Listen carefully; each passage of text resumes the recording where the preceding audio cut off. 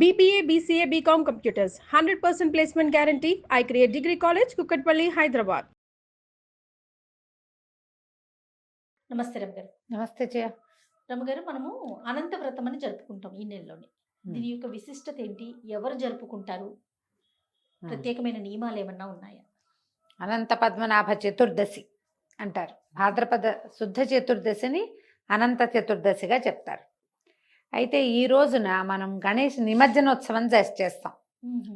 వినాయక చవితి చవితి నాడు మొదలైంది కదా, చవితి చతుర్థి నుంచి, అంటే శుక్ల చతుర్థి నుంచి శుక్ల చతుర్దశి వరకు. చతుర్థి అంటే 4, చతుర్దశి అంటే 14. ఈ 9 రోజులు మనం గణపతి నవరాత్రులు జరుపుకుని చతుర్దశి నాడు గణపతిని మొత్తం అన్ని చోట్ల ఉన్న పెద్ద పెద్ద గణపతులందరినీ కూడా ఈ రోజున సాగనంపుతాం. 9 రాత్రులు కదా. అయితే ఈ రోజున ఈ అనంత వ్రతం చేసుకునే విధానం కూడా మనకి కనపడుతుంది. ఇదేంటంటే ఎవరి ఇళ్లలో ఈ ఆచారం ఉందో వాళ్లే చేసుకుంటారు. సాధారణంగా అందరూ చెయ్యరు. ఇది 14 సంవత్సరాల పాటు చేయవలసిన వ్రతంగా చెప్తారు. ఈ అనంత పద్మనాభుడు ఎవరు? త్రివేంద్రంలో ఉన్నటువంటి దైవం అనంత పద్మనాభుడు. మనకి ఆయన ఇట్లా పడుకుని శయనమూర్తిగా కనపడతాడు కదా. ఆ చివరి దాకా చూసి తీరాలి.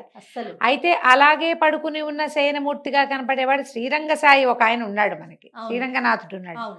వీళ్ళందరికీ లేని ప్రత్యేకమైన పేరు అనంత పద్మనాభుడుగా ఉన్నాడు ఆయన. ఈయనేమో శ్రీరంగనాథుడు అంటాం. అదే శేషశయనం. అట్లాగే నాభికమలం పాదాల చెంత అమ్మవార్లు కూర్చుని ఉండటం అలాగే ఉన్న కొంత ప్రతిమా విశేషంలోనూ తేడా ఉంది, పూజా విధానంలోనూ తేడా ఉంది, ప్రాంతీయమైన ఆచారాల్లో కూడా తేడాలు ఉన్నాయి. అనంత పద్మనాభుడుగా చెప్పబడేవాడు అక్షరాల ఆయనే, త్రివేంద్రంలో ఉన్నవాడే, ఎంతో సంపదలు కలిగిన వాడుగా చెప్తారు. ఈ అనంతుడు ఎవరంటే ఆదిశేషుడిని అనంతుడు అంటారు. ఆయన తన 1000 పడగలతోటి భూభారాన్ని మోస్తాడు. ఆయన్ని కూడా విష్ణువంశ సంభూతుడుగానే చెప్తారు. ఈ అనంతుడి స్వరూపంలో ఇట్లా 1000 పడగలతోటి ఆదిశేషుగా భూభారాన్ని మోసేవాడే ఆయనే. విష్ణువుకి పానుపుగా ఉన్నాడు.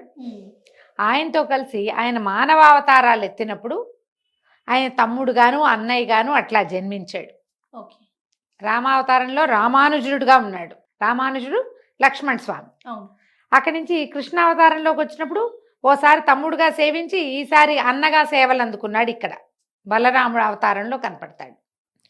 ఆయనే కలియుగంలో ఆ అనంతుని యొక్క అంశావతారమే భగవద్ రామానుజులని కూడా చెప్పబడతారు.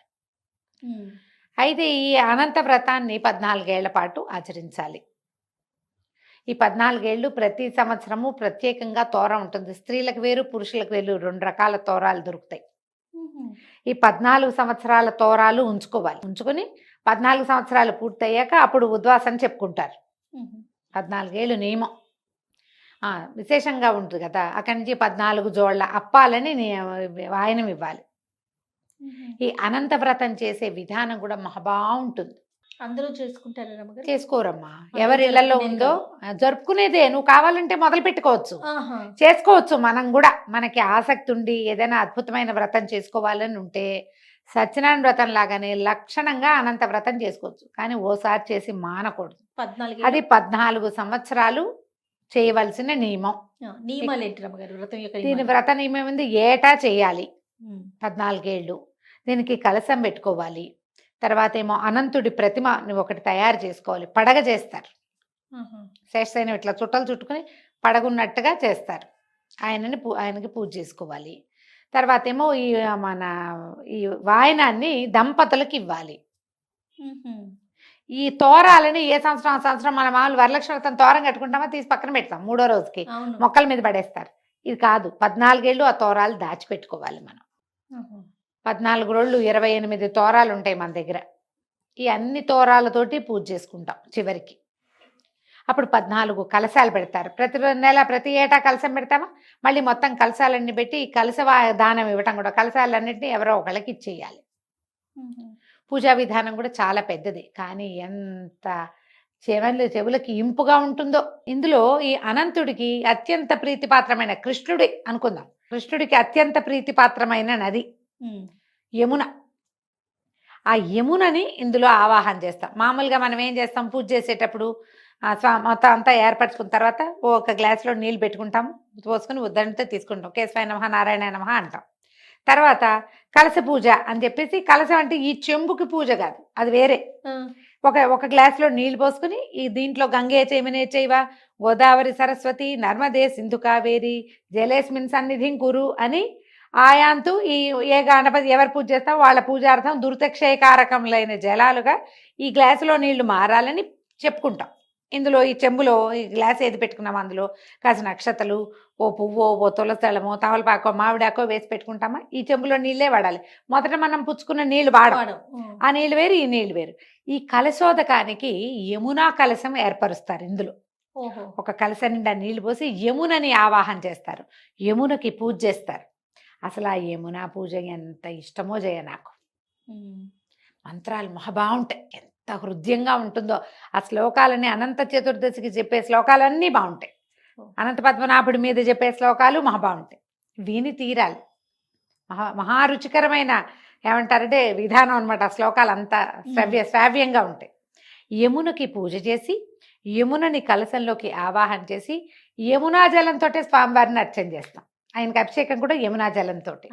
ఆయన మరి జననం అప్పుడు యమునా నదిని దాటి వెళ్ళాడు, ఆయనకి ఎంతో ప్రీతిపాత్రమైంది యమున. అందుకని యమునా పూజ ఒకటి చేస్తారు. ఈ యమునా పూజ అయిన తర్వాత మొత్తం పూజా విధానం అంతా చేసి 14 జోళ్ల అప్పాలని నివేదన చేసి, 14 జోళ్ళేమో వాయనానికి చేస్తారు, విడిగా కూడా మళ్ళీ అప్పాలు నివేదన చేసుకుంటాం, అవి ప్రసాదానికి అందరికీ పంచడానికి. ఈ 14 జోళ్ళు ఎవరికి ఇస్తామో అవి వాళ్ళకే, ఎవరో ఒకళ్ళకి ఇచ్చుకోవాలన్నమాట. అట్లా విశేషంగా చెప్తారు. అక్కడి నుంచి ఏం చేస్తాము, ఈ పూజ అంతా అయిన తర్వాత అనంత చతుర్దశి వ్రతానికి ఒక కథ ఉంది, వ్రత కథ. ఆ కథ చెప్పుకుంటాం. చిన్న కథే, బ్రీఫ్గా చెప్పేస్తాం. కౌండిన్యుడు అనే బ్రాహ్మణుడు సుశీల అనే ఒక అమ్మాయిని వివాహం చేసుకున్నాడు. చాలా పేదవాళ్ళు, సుశీల వాళ్ళ పుట్టింట్లో బాగా ఇబ్బంది పడేది. ఈయన ఆధారణ వస్తూ వాళ్ళ ఇంట్లో భోజనాన్ని కాగి ఆ పిల్లని పెళ్లి చేసుకుంటాను అన్నాడు. పెళ్ళి ఆ కాలంలో అలా 40 ఏళ్ళ వాడైనా ఓ 8-10 ఏళ్ల పిల్లనిచ్చి పెళ్లి చేసేవాళ్ళు, లేదా 14-12 ఏళ్ల పిల్ల అయినా సరే. వీళ్ళ మధ్యలో వయసుల అంతరాలని పెద్దగా పట్టించుకునేవాళ్ళు కాదు, గోత్రాలు అవి కుదరాలి అంతే. అవివాహితులుగా ఉంటే మంచిది. అవివాహితుడు ఆయనకి ఇచ్చి పెళ్లి చేశారు. సుశీలను తన ఊరు తీసుకెళ్తుంటే మార్గమధ్యంలో ఒక నదీ తీరంలో ఎవరో వ్రతం చేసుకుంటూ కనపడ్డారు. కనపడితే వాళ్ళని అడిగింది. అదంతా ఇప్పుడు చెప్పాక శ్రావ్యంగా ఉంది. ఆ వ్రత కథ అంతా విన్నది. విన్నాక ఇదేమిటి, ఏం వ్రతం, ఎవరు ఏమిటి అంటే, సత్యనారాయణ వ్రత కథ లాగానే ఇది కూడా. ఇది అనంత వ్రతము, 14 సంవత్సరాలు నియమంగా చేయాలి. ఇదిగో ఈ తోరాలని వాళ్ళు ఏం చేశారు, ఒక తోరాన్ని ఈ అమ్మాయి చేతికి ఇచ్చారు. ఈవిడి తోరాన్ని తెచ్చుకుని ఇంటికి వచ్చాక వీళ్ళు ఒక చిన్న అమ్మాయి ఏం చేశారంటే, తండ్రి వాళ్ళు సత్తుపిండి ఇచ్చారు.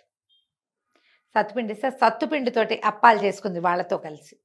ఆయనకి స్వామివారికి నివేదన చేసి ఎవరికో వాయనం ఇచ్చింది. ఇంటికి వచ్చేసరికల్లా కౌండిన్యుడు పరమ పేదవాడు, కానీ వాళ్ళకి సంపద ఎక్కువచ్చింది.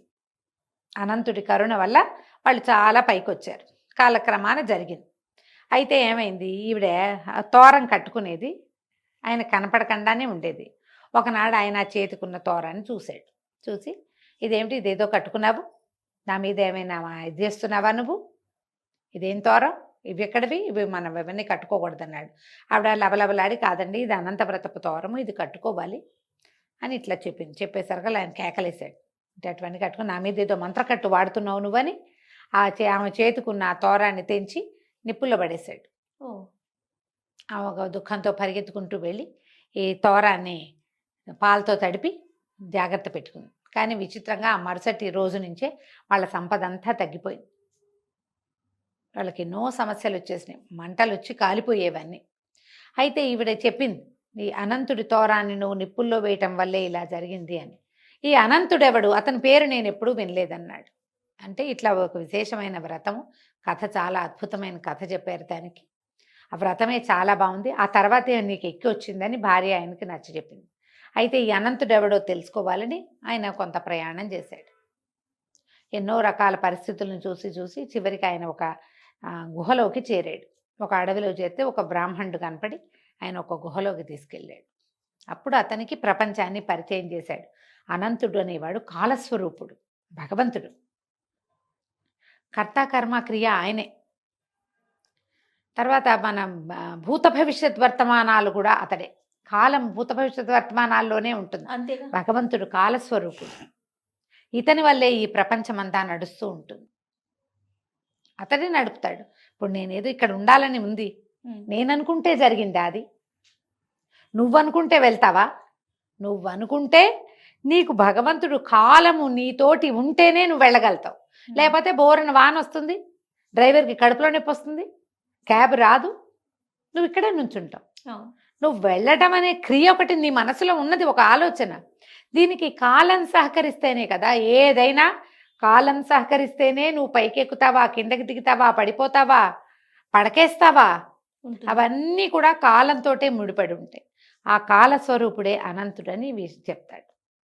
తర్వాత ఈయన కౌండిన్యుడు బుద్ధి తెచ్చుకుని ఇంటికి వచ్చి 14 అక్కడ ప్రతిజ్ఞ చేశాడు. 14 సంవత్సరాలు 14 భువన భాండాలు నీ కుక్షిలో ఉన్నాయి నాయన. అలా అందుకని నేను 14 సంవత్సరాలు నియమంగా నీ వ్రతం చేస్తానని ప్రతిజ్ఞ చేసి ఆయనకి దండం పెట్టుకుని వచ్చాడు. ఆ తర్వాత 14 సంవత్సరాలు భార్యాభర్తలు ఇద్దరు కూర్చుని ఈ తోరాలు కట్టుకుని ఇద్దరు. అంతకుముందు సుశీలకు ఒకదానికే తోరం. ఈ 14 సంవత్సరాలు ఇట్లా 14 జోళ్ల అప్పాలు వాయనం ఇవ్వటము, అదంతా కౌండిన్యుడు సుశీల కలిసి మొదలుపెట్టారు. ఆ తర్వాత వాళ్ళకి మళ్ళీ కలిసి వచ్చింది. వాళ్ళ జీవితాలు ఎంతో బాగున్నాయి. ఎంతోమందికి ఆదర్శప్రాయంగా వాళ్ళ జీవితాలు ముందుకు వెళ్ళినాయి. ఈ కథ చెప్తారు. ఆ యమునా పూజ, ఈ వాయన విధానము, ఆ తోరాలు కూడా ముచ్చటగా ఉంటాయి చూడ్డానికి. మామూలు తాడుతో మనం ముడేసేవి కాదు, బజార్లో పట్టుదారంతో కనపడతాయి. ఆడవాళ్ళకి మగవాళ్ళకి 2 వేరు తోరాల పద్ధతి కనిపిస్తుంది. మెళ్ళో వేసుకోవచ్చు, చేతికి కట్టుకోవచ్చు. మీకు అవకాశం ఉంటే ఎవరింట్లో అయినా అనంత వ్రతం జరుగుతుంటే వెళ్ళండి. మనకి హైదరాబాద్ దగ్గర ఉన్నటువంటి అనంతగిరి దేవాలయంలో స్వామివారి ఏంటంటే వికారాబాద్ అనంతగిరిలో ఈ అనంత వ్రతాలు జరుగుతాయి. కావాలంటే దేవాలయానికి వెళ్ళినప్పుడు కూడా మాట్లాడుకుని చేసుకోవచ్చు. మేము ఈ అవకాశాన్ని బట్టి చేయొచ్చు. రమగారు, దీనికి అంటే ఫలితం అనేది ఎలా ఉంటుంది రమగారు? సర్వతోముఖాభివృద్ధి, అన్ని విధాలుగా ఫ్లరిష్ అవుతాయి జీవితాలు. పిల్లలకి చదువులు వస్తాయి, పెద్దవాళ్ళకి ఆరోగ్యం సరిగ్గా ఉంటుంది, అకాల మృత్యువులు రాదు, అపమృత్యు నివారణ, సంపద వృద్ధి అవుతుంది, మన వల్ల 4 కుటుంబాలు నిలబడతాయి, ఆ చంద్రార్కం వంశాభివృద్ధి జరుగుతుందని చెప్తారు. అంతే. చాలా సంతోషం. నమస్తే. నమస్తే జయ.